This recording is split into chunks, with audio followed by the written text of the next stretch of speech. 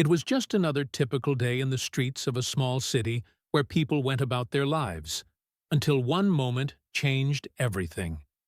A black man, minding his own business, was confronted by an officer in a busy public park. The officer, enraged for reasons unknown, slapped him across the face in front of everyone. As the crowd gasped, something unexpected happened. The man, who had been humiliated, stood tall and said, "I'm your new chief."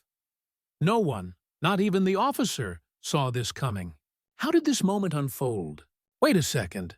Tell us where you're watching from in the comments. And don't forget to subscribe for more powerful stories like this.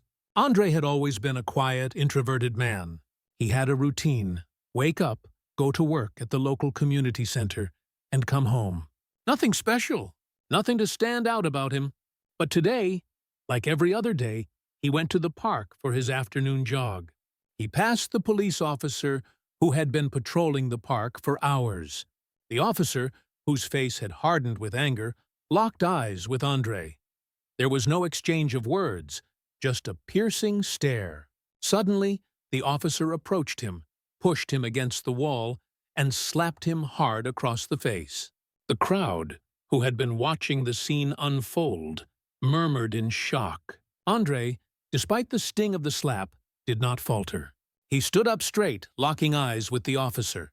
And then he said, "I'm your new chief." The park fell silent. People could only stare, unsure of what was happening. The officer stood still, his hand still raised in the air, as if he was expecting Andre to react with anger or fear. But Andre did nothing of the sort. He just stood there, facing him with unshaken composure. The officer's face twisted in confusion, as if trying to understand the man standing in front of him. This wasn't just any man. This was someone different.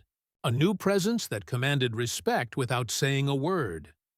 "You're crazy," the officer muttered, his voice barely audible. But Andre stood firm, saying nothing further. His heart raced, but he wasn't about to let this man see his fear. He had been through worse. He had fought battles before, not just in the physical sense, but battles against injustice, systemic racism, and discrimination. This was just one more fight, one more moment in his journey to make a difference. As the crowd continued to whisper, Andre took a deep breath. "I'm your new chief," he repeated, more calmly this time. People began to look at one another in confusion. Was this a prank? Was it a joke? No one had ever heard such words spoken in such a moment of tension.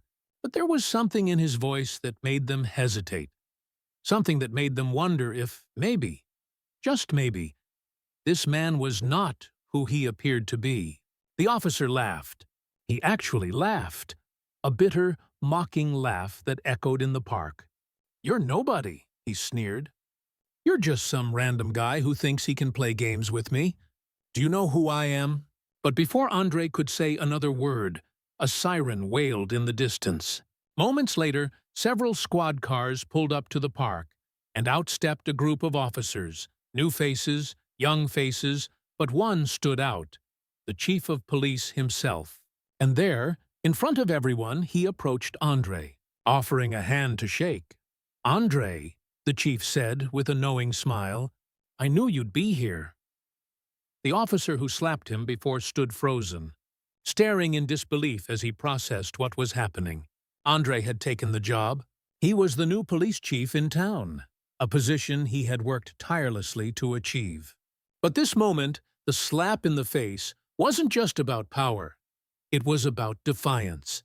The officer who had struck him, the one who thought he could dominate Andre, was now facing the truth. The truth was that Andre wasn't just some guy. He was the result of years of fighting against oppression, fighting for equality, and fighting to change the system from within. This was just one more battle. And now, Andre had won. As Andre walked away from the crowd, he turned to face the officer one last time. "I hope you learned something from this," he said. The officer stood speechless, his hands trembling. Andre knew that this moment would have repercussions beyond just this park. It would shake the system and change lives. "This is just the beginning," Andre whispered to himself. How many more times do we have to prove ourselves before the world finally listens? How many more times do we have to prove ourselves before the world finally listens? Where are you watching from? Take care.